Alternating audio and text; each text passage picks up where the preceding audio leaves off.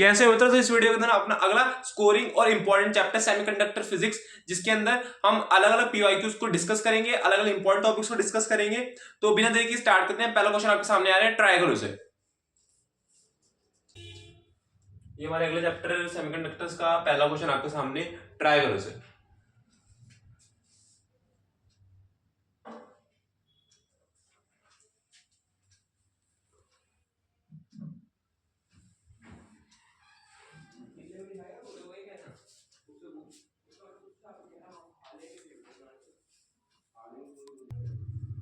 देखो, अब इस क्वेश्चन में हमें कहा गया है, इन गिवन सर्किट, मैंने डायग्राम पहले ही बना दिया है।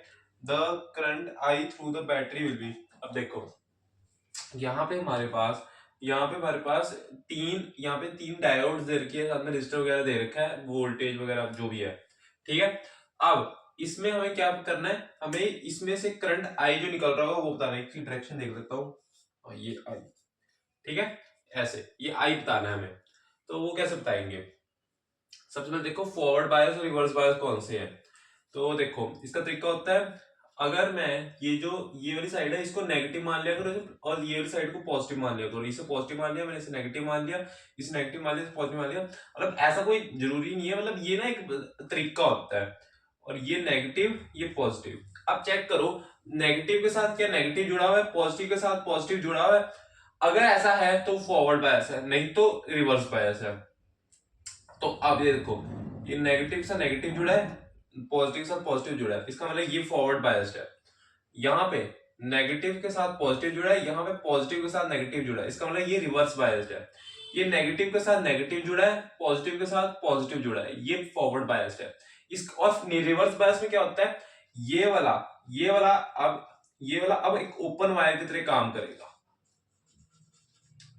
और ये हमारे पास एक शॉर्ट वायर की तरह काम करेगा, ठीक है। ये एक शॉर्ट वायर की तरह काम करेगी, ठीक है, जो फॉरवर्ड बायस वाले है। अब निकाल लेते हैं। देखो, इसमें तो कोई करंट जाएगा नहीं क्योंकि ये ओपन वायर है, सिर्फ हमें मेन, तो मैं इसको अगर हटा भी दूं तो कोई दिक्कत वाली बात नहीं, इसको हटा भी दूं तो दिक्कत वाली बात नहीं है। ये चीज, ये हो जाएगा 10 + 10 20, 10 + 10 20, ये 10 + 10 20 हो जाएगा।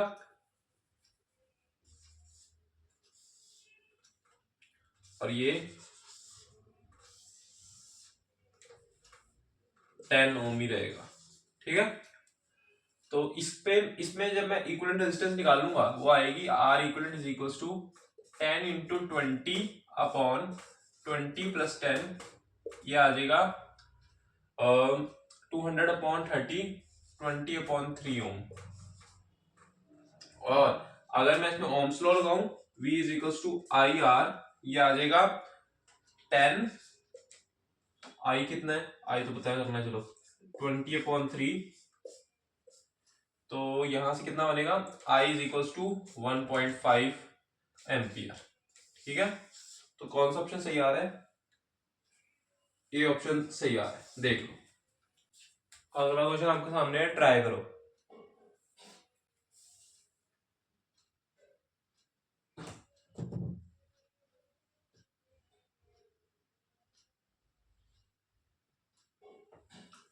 इस क्वेश्चन में कहा गया है, the IV characteristic of the PN junction diode in forward bias is shown in the figure. The ratio of the dynamic resistance corresponding to forward bias voltage of 2 volts and 4 volts respectively is। देखो, हमारे पास dynamic resistance होती है delta V upon delta I। तो अगर मैं corresponding to क्या पूछा, 2 volts, तो corresponding टू 2 वोल्ट्स, ये होएगा R1 is equals to delta V, यानी 2 माइनस 2.1 माइनस 2, और I होएगा 10 माइनस 5, तो ये बन जाएगा 0.1 अपॉन 5, तो ये बनेगा 1 अपॉन 50, ठीक है। और अगर मैं कोरस्पॉन्डिंग टू 4 वोल्ट्स देखूं, तो वो बनेगा R is equals to delta V बनेगा 4.2 माइनस 4 अपॉन 250 माइनस 200, यही है ना। तो ये हो जाएगा 0.2/50, तो ये बनेगा 1/100, नहीं 500, सॉरी 500, ठीक है। और ऊपर 2 है, सॉरी पता नहीं क्या कैलकुलेशन करी मैंने, एंड 2/500। तो इसको सॉल्व करेंगे, ये बनेगा 1/250, ये R2 है। अगर R1/R2 ले लेंगे, ये बनेगा ये देखो ये रेशियो लोगे ना, तो ये बनेगा 5/1 रेशियो, क्योंकि ये ऊपर चला जाएगा, ये अपॉन में है ना, तो ये ऊपर चला जाएगा और 50 नीचे आ जाएगा। तो ये सॉल्व होने के बाद 5/1 ही बनेगा। तो क्या है, बी, ऑप्शन बी हमारा सही है, ठीक है। देखो ये नेक्स्ट क्वेश्चन आपके सामने है, जल्दी से इसे ट्राई करो।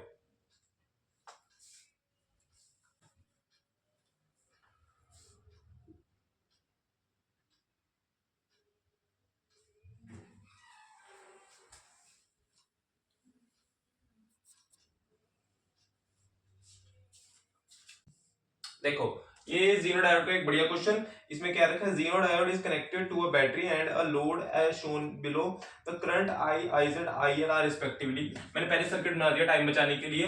देखो सेमीकंडक्टर मुझे चैप्टर में इसलिए बढ़िया लगता है जेईई मेंस के लिए, क्योंकि इसमें सिर्फ दो टॉपिक्स करके हमारे 4 या कई बार तो 8 नंबर पक्के हो सकते हैं, क्योंकि क्वेश्चन तो देखो आसान ही आता है, और सिर्फ 2 टॉपिक्स करने हैं मेन, मतलब करना तो पूरा चैप्टर ही चाहिए, लेकिन ना सिर्फ 2 टॉपिक्स इसमें मेन है जिसमें 90% क्वेश्चन आते हैं। कौन से 2 टॉपिक्स, जीरो डायोड के क्वेश्चंस और साथ में लॉजिक गेट्स। और जीरो डायोड और लॉजिक गेट्स में से कहूं तो लॉजिक गेट्स और भी ज्यादा इंपॉर्टेंट है, ठीक है, और बहुत आसान क्वेश्चन आते हैं उसके, तो ठीक है।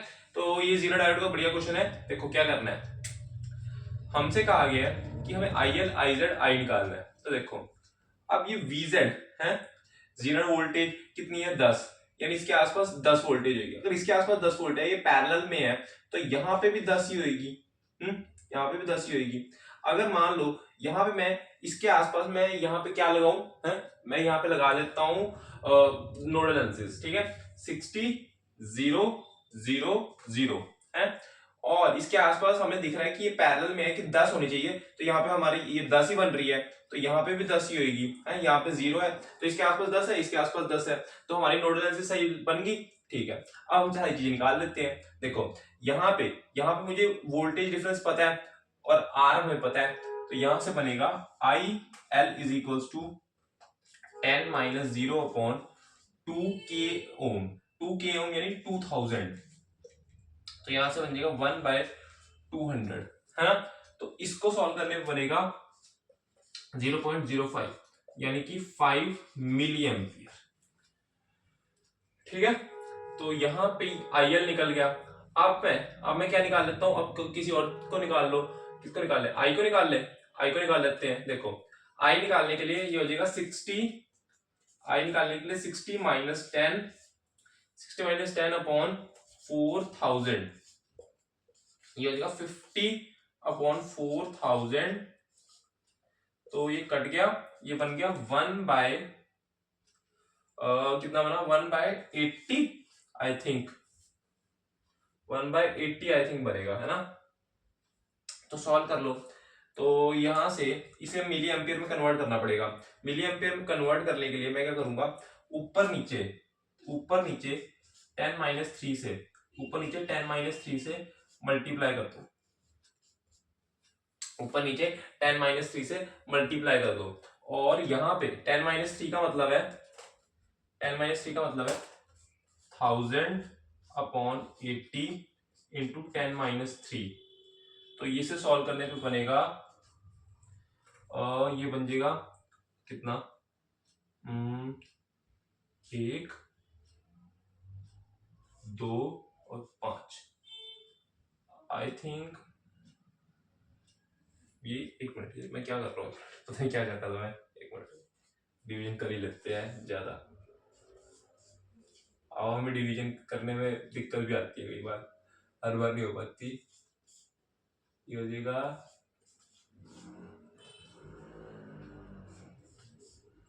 40, 1.12.5, तो अभी मैं कहूँ गड़बड़ हो रही थी, 125 कर रहा था, एक पॉइंट मिस हो रहा था जब मैं मन में कैलकुलेशन कर रहा था, कहीं पर नहीं हो पाती, कहीं नहीं।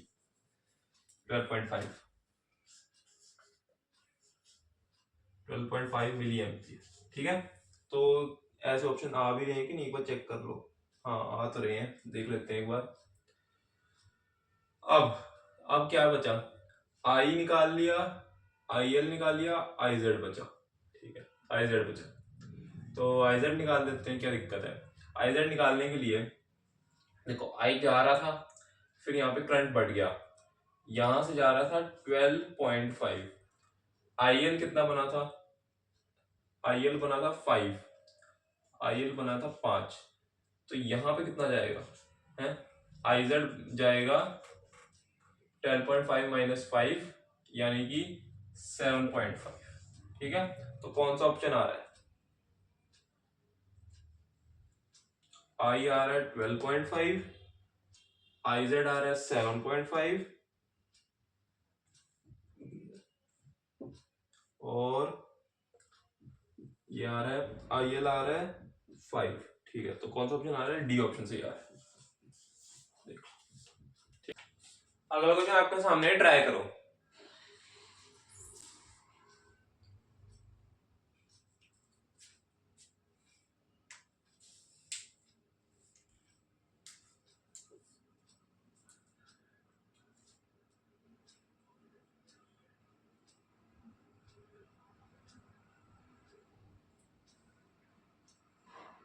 ये अगला क्वेश्चन है, थोड़ा इंपॉर्टेंट टॉपिक है जीरो डायोड, तो मैंने कहा इसका एक और क्वेश्चन कर लेते हैं। ठीक है, the reverse breakdown voltage of zero diode is 5.6 volt in given circuit, the current IZ through the Zener is. ठीक है, तो देखो क्या करेंगे, फिर से वही चीज है। देखो, रिवर्स ब्रेकडाउन वोल्टेज कितनी दे रखी है, 5.6 यानी इसके आसपास 5.6 होगी रिवर्स ब्रेकडाउन वोल्टेज। तो अगर ये यहाँ पे मैं 9 और 0 नोडल एनालिसिस लगाऊं, यहाँ पे 9 आ जाएगी, और रिवर्स ब्रेकडाउन वोल्टेज यानी इसके आसपास कितनी है, 5.6 है, तो यहाँ पे 5.6 होगी। ठीक है, तो यहां से जाने वाला करंट, यहां से जाने वाला करंट कितना होगा, I is equals to 9 minus 5.6 बनेगा 3.4 यहाँ पे अपॉन 200। ठीक है, पोटेंशियल डिफरेंस अपॉन ये रेजिस्टेंस, ये आ जाएगा 1.7 अपॉन 100, तो ये बनेगा 0.017 यानी कि 17 मिली एम्पियर। क्या बात क्लियर है, ये हो जाएगा 17 मिली एम्पियर, बात क्लियर है।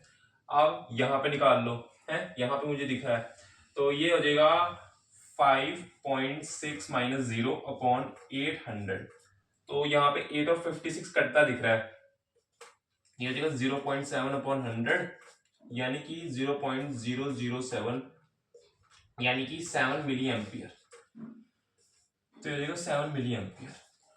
ठीक है, 70 इधर गया, इसमें 7 चला गया, तो इसमें कितना जाएगा 10, तो हमारा जो आई जेड आ जाएगा वो आ जाएगा 10 मिली एम्पियर। बात क्लियर है, तो कौन सा ऑप्शन आ रहा है, ए ऑप्शन सही है। ठीक है, देख आसान था। अगला क्वेश्चन आपके सामने, ट्राई करो इसे।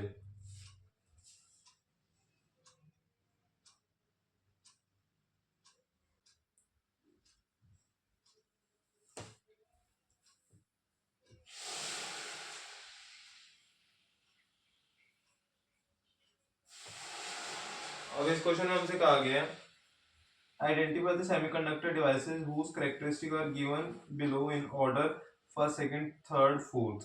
ठीक है, तो देखो सबसे पहले वाला में दे रखा है कुछ ऐसा, अब ये ऐसा कुछ दे रखा है V और I।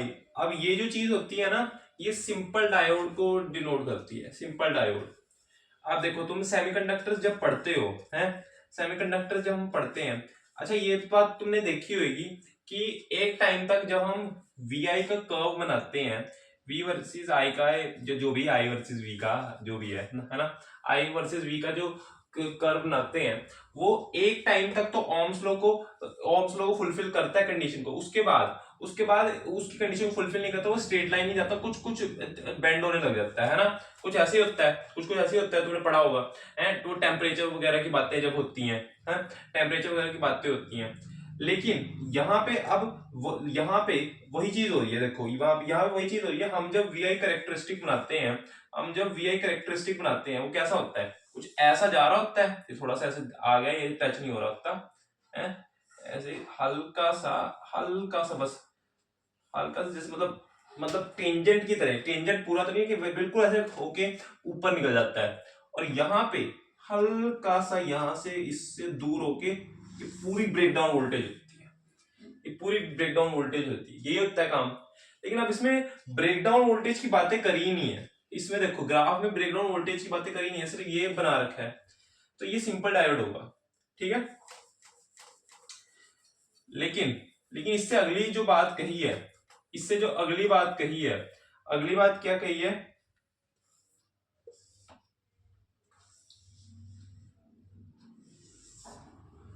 ये वाले में ब्रेकडाउन वोल्टेज दे रखी है, तो ब्रेकडाउन वोल्टेज हम इस ये डिनोट कर रहा है, और हमें ऑप्शंस भी चलना होता है कि भाई क्या क्या ऑप्शंस में दे रखा है, ठीक है। तो ये ब्रेकडाउन वोल्टेज इसमें शो कर रखी है, इसमें शो करनी रखी, तो इसलिए सिंपल डायोड हम इसे कहेंगे।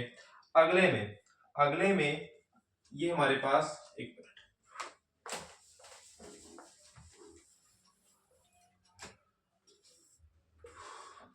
हाँ, तो इसमें हमें क्या रखा है,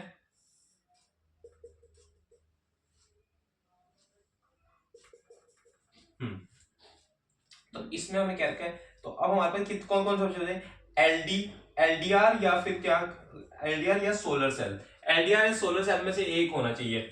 अब ये कैसे पता चलेगा एलडीआर का या सोलर सेल क्या है, एलडीआर का या सोलर सेल क्या है। देखो सबसे पहले बात समझो, ये जो चीज है हमें साफ पता चल रहा है कि कहीं ना कहीं एक टाइम पे आके ये इसका जो कर्व है, इसके पास करंट है, लेकिन मतलब एक समझो कि भाई बिना वोल्टेज का करंट, समझो बिना वोल्टेज का करंट। अब ये क्या बात बोल रहे हो, बिना वोल्टेज का करंट क्या होता है भाई, मतलब एक तरह के ना जब ओपन सर्किट होगा ना तब भी इसमें से मान लो करंट फ्लो कर रहा है ओपन सर्किट में, ओपन सर्किट करंट इसे कहते हैं। ये भी एक अच्छा कंसेप्ट है जब हम सोलर सेल को डीप में जाके पढ़ते हैं, क्या कहते हैं हम जब सोलर सेल को डीप में जाके पढ़ते हैं। हाँ सही बात है, ये सोलर सेल का ग्राफ है, ठीक है, ये बात याद रखो, सोलर सेल का, ठीक है।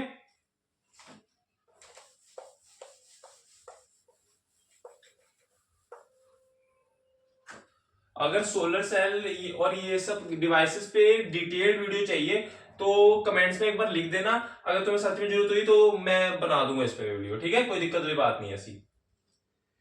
तो इसमें हो जाएगा, अगला क्या है,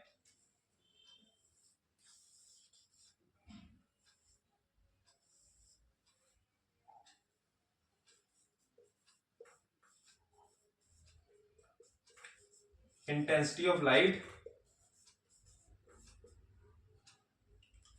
और ये रेजिस्टेंस है ना। तो इसमें एक्चुअली क्या हो रखा है, इसमें एक्चुअली क्या हो रखा है, ये अब ये तो वैसे साफ चल गया, ये एलडीआर लाइट डिपेंडेंट रेजिस्टेंस का ग्राफ है, लेकिन समझ लो ना एक बार क्या चीज है। देखो एलडीआर का मतलब है कि भाई इसमें ना एक तरह से रेजिस्टेंस तुम्हें साफ चल रहा है कि इंटेंसिटी ऑफ लाइट पे डिपेंड करेगी, इसमें इसका नाम ही लाइट डिपेंडेंट रेजिस्टेंस है।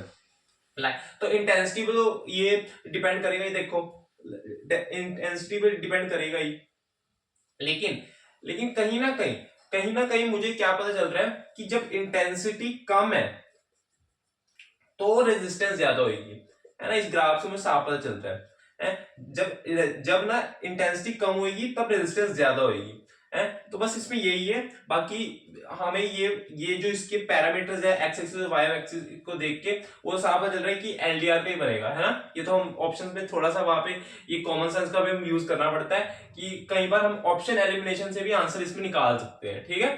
तो बाकी ये है हमारा आंसर, और देख लेते हैं एक बार कौन सा ऑप्शन सही आ रहा है, कौन सा ऑप्शन सही आ रहा है। तो पहला सिंपल डायोड था, सिंपल डायोड, ओह सिर्फ एक ऑप्शन को ही सही करते हमारा आंसर आ गया, एक ऑप्शन भी हम कर लेते हैं वहां पे सही, तो हमारा आंसर आ जाता है। सिंपल डायोड हम पहचान लेते तो हमारा आंसर आ जाता सी, बी के 4 नंबर, है ना? सही है ना? अगला आपके सामने ट्राई करो।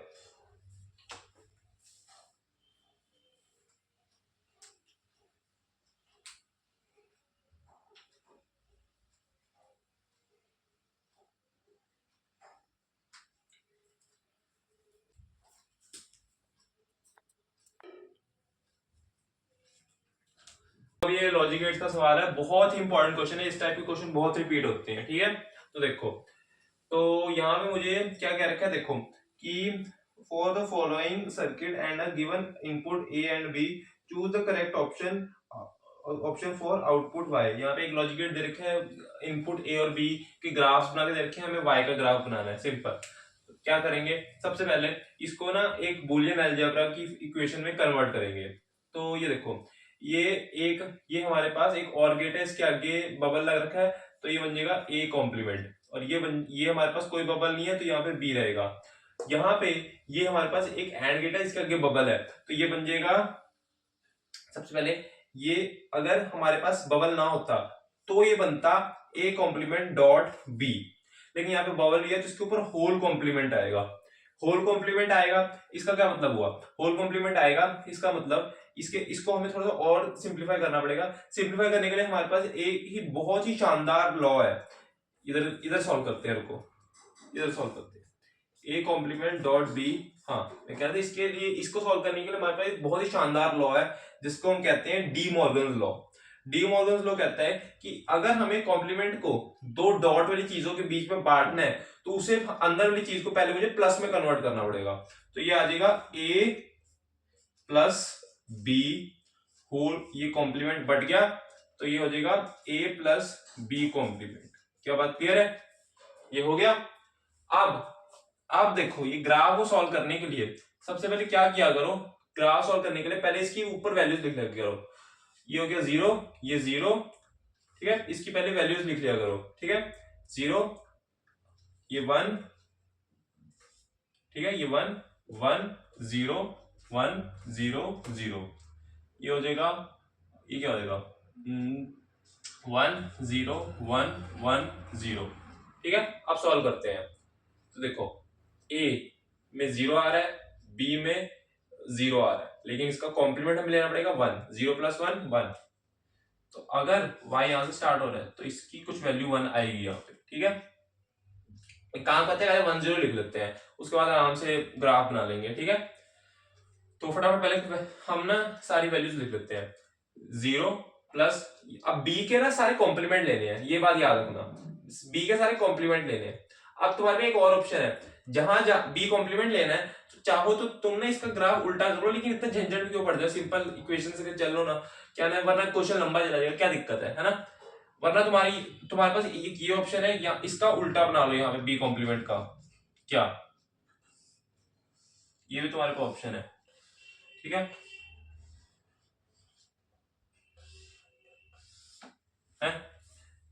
ये यहाँ पे 1 0 0 1 0 1 1 है। अब इसको भूल जाओ, इससे ये ए था, है, इससे करो जो करना है ना, इससे करो जो करना है। तो यहां पे बनेगा 1 प्लस 0 है, 1 प्लस 0, ये बन जाएगा 1 0 प्लस 0 0, और 0 प्लस 0 ये है ना, एक मिनट चेक करने दो, हाँ ठीक है, 0 प्लस 0, और 1 plus 0 1, 0 plus 1 0 plus 1 1, 1 plus 0 1, 1 plus 1 1, 0 plus 1 1, ठीक है? तो ये कैसा बन रहा है,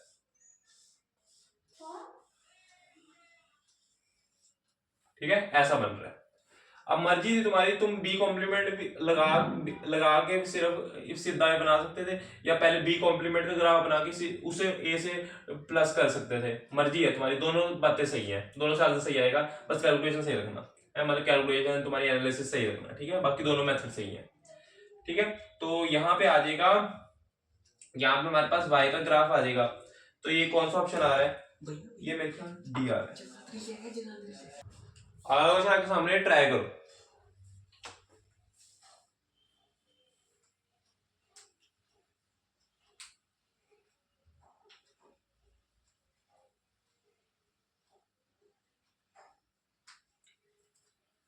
क्वेश्चन कहा गया था output y for the input a and b of circuit is given by, एक लॉजिक सर्किट दे रखा है, तो लॉजिक डायग्राम मैंने बना रखा है पूरा। Truth table of the shown circuit is, ठीक है बढ़िया, ट्रुथ टेबल बनाना है। तो एक काम करते हैं, फटाफट पहले इसे बूलियन अलजेब्रा में कन्वर्ट करते हैं। तो ये आ जाएगा, देखो सबसे पहले ये b गया, ये b, ये a, ये a, ये a, तो ये देखो ये हमारे पास क्या है, एंड गेट, और आगे बबल लगा है, तो ये बन जाएगा a डॉट b के ऊपर होल कॉम्प्लीमेंट, और ये जो चीज है ये क्या बनेगी,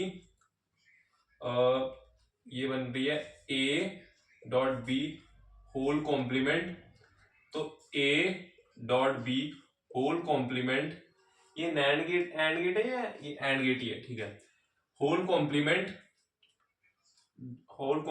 डॉट a होल कॉम्प्लीमेंट, है ना। और ये यहाँ पे a डॉट b, ये अच्छा क्वेश्चन है थोड़ा, b ये बन गया a dot b whole complement dot b whole complement, है ना ये चीज। अब इसका फिर से हमारे पास यहाँ पे एंड गेट के आगे बबल है, तो ये बन जाएगा a whole complement b dot a whole complement, ठीक है। तो ये बन रहा है dot a dot b whole complement dot b whole complement के ऊपर ये मैं 2 मिनट y यहां से हटा रहा हूं ताकि दिखे अच्छे से, ये होल कॉम्प्लीमेंट, बात समझे। ये देखो ये 3 बार आ रहा है, 3 लेयर्स आ रही हैं कॉम्प्लीमेंट की, बात समझे। अब तो अब इसे हमें थोड़ा सा सिंप्लीफाई करना पड़ेगा तब बात बनेगी, है इसको सिंप्लीफाई करना पड़ेगा तब बात बनेगी। तो एक काम करते हैं, फटाफट से सिंप्लीफाई करते हैं। तो एक काम करते हैं, देखो सबसे पहले ऊपर इसको ना सॉल्व करने का तरीका क्या होता है, सब ऊपर वाले से स्टार्ट किया करो, इसको बांटो पहले, किससे, डी मॉर्गन्स लॉ से। तो ये बन जाएगा, एक काम करो इसको ऊपर लिखता हूं यहाँ पे ताकि नीचे थोड़ी भी जगह मिले, a dot b complement dot a complement dot a dot b complement dot b complement के ऊपर होल कॉम्प्लीमेंट, ठीक है ये चीज। अब इसको सॉल्व करते हैं, देखो पहले ऊपर वाली चीज को सॉल्व करो, ये बन जाएगा a dot b complement dot a complement plus, ये कॉम्प्लीमेंट इसके ऊपर बढ़ जाएगा ना, complement a dot b complement dot b complement के ऊपर कॉम्प्लीमेंट, ठीक है। अब देखो ये कॉम्प्लीमेंट और ये कॉम्प्लीमेंट, दो कॉम्प्लीमेंट है, तो कॉम्प्लीमेंट एक दूसरे को काट देंगे, यहां पे काट देंगे, तो क्या बचेगा, a dot b complement dot a plus a dot b complement dot b, है ना। तो यहां से क्या मुझे दिख रहा है, a डॉट b कॉम्प्लीमेंट को मैं कॉमन निकाल सकता हूं, ये बन जाएगा a प्लस b, तो अब a डॉट बी कॉम्प्लीमेंट को मैं लिख सकता हूं a प्लस b कॉम्प्लीमेंट, यहां पे बढ़ गया a प्लस b, ये लिख सकता हूं। अब इसको थोड़ा सॉल्व करो, ये बन जाएगा a dot a complement plus a complement b plus b complement a plus b complement b, है ना। तो देखो जब हम किसी चीज को उसी के कॉम्प्लीमेंट के साथ ना डॉट करते हैं तो हमें 0 दे देता है, तो ये और ये वाली चीज तो गायब हो जाएगी, 0 बन जाएगी, तो हमारे पास फाइनली सिर्फ इतनी इक्वेशन रह जाएगी, a complement b plus b complement a, बात समझे कि नहीं। और तुम्हारी जानकारी के लिए बता दूं, तुम्हारी जानकारी के लिए बता दूं कि हम यहां से सीधा ऑप्शन बिना ट्रुथ टेबल बनाए, अगर किसी को ये बात पता है कि ये एक्सॉर गेट की इक्वेशन है, ये एक्सॉर गेट की इक्वेशन है, तो वो डायरेक्ट ट्रुथ टेबल में, ट्रुथ टेबल बनाए बिना सीधा सीधा ऑप्शंस देख के आंसर निकाल सकता है। कैसे? क्योंकि हमारे पास जो एक्सॉर गेट होता है उसकी प्रॉपर्टी होती है जब 1 और 1 हो तो 0 आता है, और 0 और 0 हो तो भी 0 आता है। इसका मतलब जब दोनों इनपुट सेम होते हैं तो 0 देता है, बाकी अगर दोनों इनपुट्स अलग अलग होंगे तो हमारे पास 1 आएगा। है सिर्फ ये प्रॉपर्टी देख के हम ऑप्शन एलिमिनेशन से अपना आंसर निकाल सकते हैं। बात समझे? तो ऐसा ऑप्शन मुझे कहां दिख रहा है? पहले में 0 0 1 आ रहा है तो ये तो गया है, ये तो गया। 0 0 1 आ रहा है दूसरे में, ये भी गया। 0 0 0 आ रहा है, चलो ये आ सकता है। 1 1 1 आ रहा है, ये भी गलत है। 0 0 0 आ रहा है, 1 1 0 आ रहा है, यानी कि डी ऑप्शन हमारा सही है। ठीक है, डी ऑप्शन हमारा सही है। बात समझे? अच्छा, अब यहां तक पहुंचे तो ये भी सुन लो, एक्सनॉर गेट, एक्सनॉर गेट जो होता है वो होता है A dot B plus A complement dot B complement. बात समझे? ये होती है हमारी किसकी इक्वेशन? एक्सनॉर गेट की, एक्सनॉर गेट। समझे? अच्छा, एक और बात, एक्सनॉर गेट जो होता है ना, एक्सनॉर गेट एक और एक्सॉर गेट, ये दोनों एक दूसरे के ना कॉम्प्लीमेंट होते हैं। इसको मैं एक और तरीके से लिख सकता हूं, कहां लिख के बताऊं, रुको। बाकी हमारा इस क्वेश्चन का आंसर आ चुका है। एक और बात मैंने बतानी है, एक छोटी सी बात बतानी है मैंने। देखो, ये हमारा एक्सॉर होता है, ए है। अब एक्सनॉर को मैं दो तरीके से लिख सकता हूं, किसी भी तरीके से वो पूछ सकते हैं। हो सकता है वो लिख दे A dot B plus A complement B complement, ये लिख दे। या इसको लिखने का एक तरीका होता है, इसको लिखो, इस वाली इक्वेशन को लिखो, एक्सॉर को लिखो और लिख दो, ये मैंने लिखा, और इसके ऊपर होल कॉम्प्लीमेंट डाल दो, इसके ऊपर होल कॉम्प्लीमेंट डाल दो, होल कॉम्प्लीमेंट डाल दो। इससे क्या होएगा, ये जब मैं इसको थोड़ा सोल्व करूंगा ना, कि वापस इसमें कन्वर्ट हो जाएगी। कैसे होगी देखो, ये मैं मतलब दिखा देता हूं। सबसे पहले इसको हम डी मॉर्गन्स लॉ से इसको यहां पे कन्वर्ट कर रहे हैं, किसमें? डॉट में। ए डॉट बी कॉम्प्लीमेंट के ऊपर whole complement dot A complement dot B के ऊपर होल कॉम्प्लीमेंट। बात समझे? अब ये इसको फिर से डी मॉर्गन्स लॉ से दोनों को खोलो, ये आ जाएगा A complement plus B complement का कॉम्प्लीमेंट डॉट ए कॉम्प्लीमेंट के ऊपर कॉम्प्लीमेंट प्लस बी कॉम्प्लीमेंट। बात समझे? अच्छा, तो ये देखो, ये कॉम्प्लीमेंट है, यहाँ ए के ऊपर कॉम्प्लीमेंट है, तो कॉम्प्लीमेंट एक दूसरे को काट देंगे, हैं? ये इतना बचेगा, तो ये बनेगा A complement plus A complement B complement plus A B plus B dot B complement है। जब किसी चीज को उसी कॉम्प्लीमेंट के साथ हम डॉट करते हैं तो वो तो जीरो बन जाती है, तो A dot A complement B dot B complement तो जीरो बन जाएंगे, और हमारे पास यहां पे रह रहा है A complement dot B complement plus A B, है ना? यही चीज बन गई है। तो ये बात बस याद रखना है। होप आपको ये बात समझ में आएगी कैसे मैंने लिखा। तो इसको ये भी लिख सकते हैं, और A dot B complement plus A complement B का होल कॉम्प्लीमेंट बी से लिख सकते हैं। बातें दोनों सेम है। बात समझे? नोट करो। होगा आपको ये वीडियो अच्छी लगेगी, कॉन्सेप्ट्स क्लियर होंगे, चीजें क्लियर हुई होंगी। ये चैप्टर सेमीकंडक्टर फिजिक्स जो बहुत ही ज्यादा स्कोरिंग चैप्टर है, ये अच्छे समझ में आया होगा। मैंने इसके लगभग हर तरह के क्वेश्चन को कवर करने की कोशिश की थी, हर एक टॉपिक को कवर करने की कोशिश की थी, हर एक इंपॉर्टेंट टॉपिक मैंने इसमें कवर किया है थ्रू पीवाईक्यूज। तो सारे क्वेश्चन सॉल्व करना और भी क्वेश्चन की प्रैक्टिस करना। इसमें अगर आप पीवाईक्यूज को भी अच्छे से कर रहे हो, पिछले 4-5 साल के 10 साल के पीवाईक्यूज भी अच्छे से लगा रहे हो, तो भी बहुत है इस चैप्टर के लिए, तो भी आप इस चैप्टर में फुल मार्क्स स्कोर कर सकते हो।